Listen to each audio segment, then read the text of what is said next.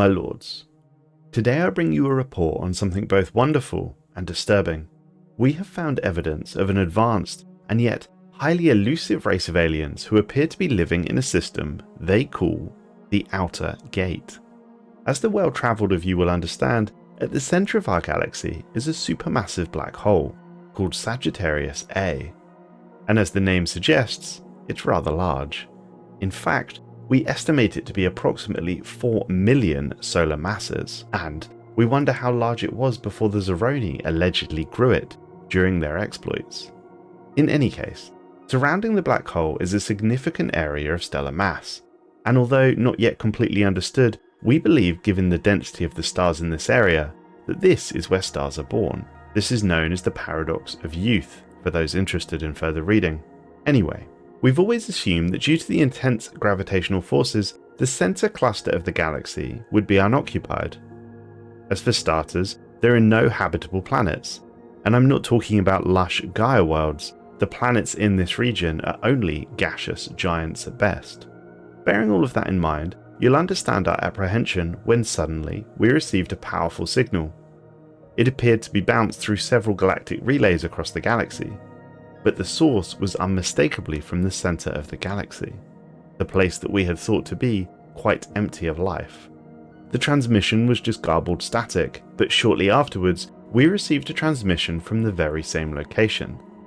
This incoming transmission came from a commander who called himself R.L. Seka, and he said, "Hail to you who are still young and new to the galaxy. We who come from the paradise of the centre have once more left our sanctuary. We come to see what you live on and to experience what the outer circles have to offer. Hopefully you will not try to bring terror upon our empire like those who came before you." We attempted to respond, but barely had the words, "Hello there," come out of our mouths, the feed was cut off. Silence was all that remained, but we were able to pinpoint the transmission. We identified a pulsar system, complete with a wormhole, a single planet, and a space station. The space station appeared to be occupied.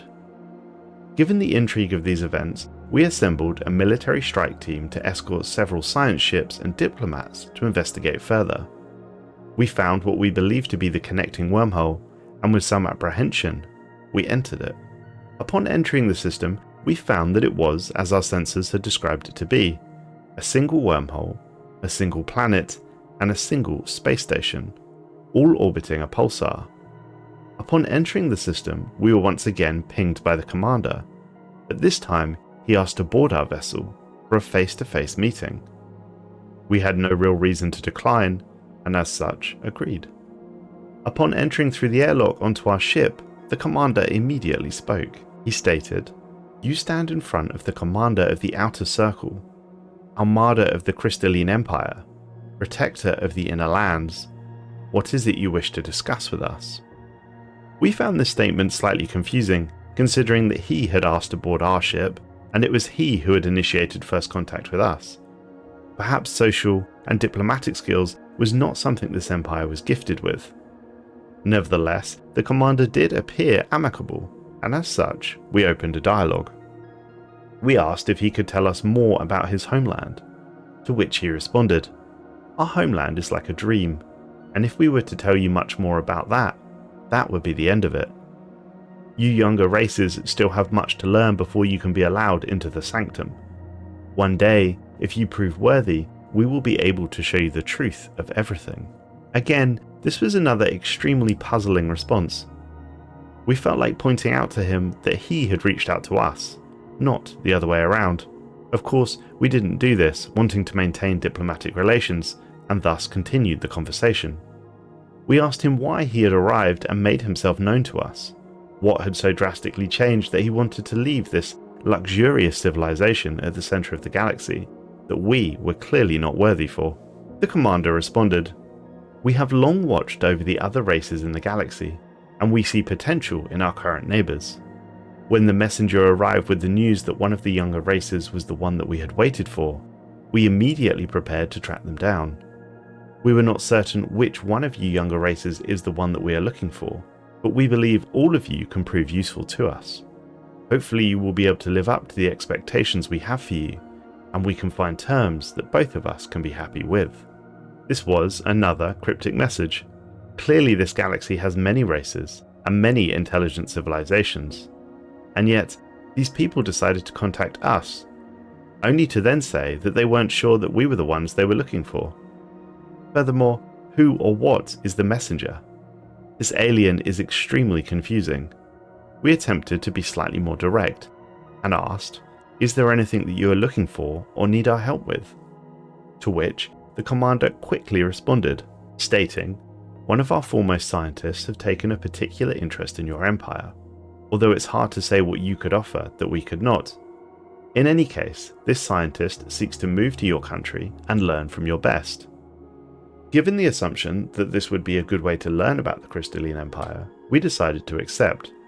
After all, perhaps this scientist could indeed add to our own research capabilities, and thus, several months went by with no further contact from the Crystalline Empire or the Outer Gate system, and nor did the travelling scientist prove very forthcoming.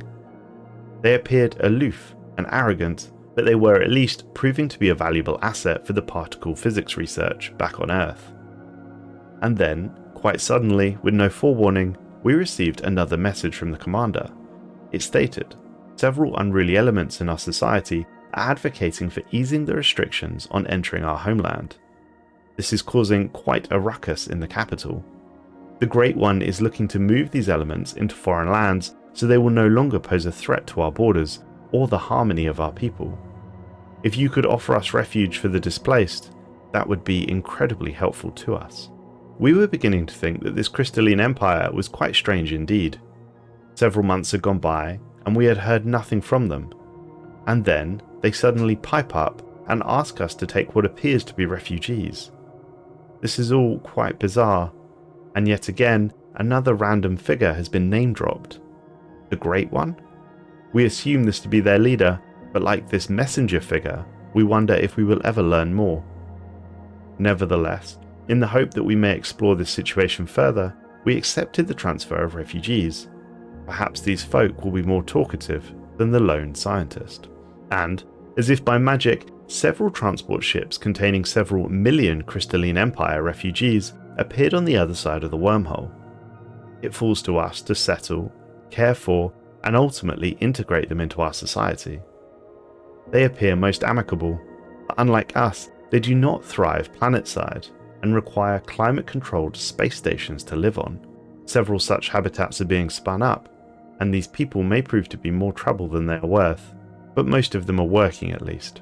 They are, however, proving entirely unhelpful when questioned regarding their homeworld and previous lives. This is extremely frustrating. Several more months went by, just like before, and we received no further contact, until again we heard from the commander. And this time he stated, "We have recently seen a small calamity happen in one of our greatest cities, leaving untold destruction in its wake. To restore it to its former glory, we are looking for people willing to send materials our way, so we can begin reconstruction. We will of course pay quite handsomely to anyone willing to help us. Not only that, but we can send a team of engineers to share some of our secrets with your people." This whole situation was beginning to feel extremely bizarre. Almost like we were the target of a galactic-wide joke or ruse. If this empire was indeed living in an idyllic paradise, and so advanced as they pressed upon us at first contact, clearly stating we were not worthy, why did they keep needing our help? Apparently, they're incapable of dealing with what appears to be relatively simple problems. It was all rather frustrating. In any case, we again agreed to help them, for in reality, the request was fairly minor. We set aside a very small percentage of raw materials and sent them through the wormhole for the Crystalline Empire to use, and this was, most bizarrely, the last we ever heard from the Crystalline Empire. The wormhole remains open and the station appears habitable, but since we transferred the materials, they have ignored all of our hails for communication, and despite several decades now passing, requests for further communication go unanswered. This has all been a rather confusing experience, and I don't understand what happened here. Perhaps we should be done with it all and take their space station by force in the hope that we will learn their secrets. I am truly at a loss. What do you think we should do, my lords? Do we continue to wait it out? or shall we invade?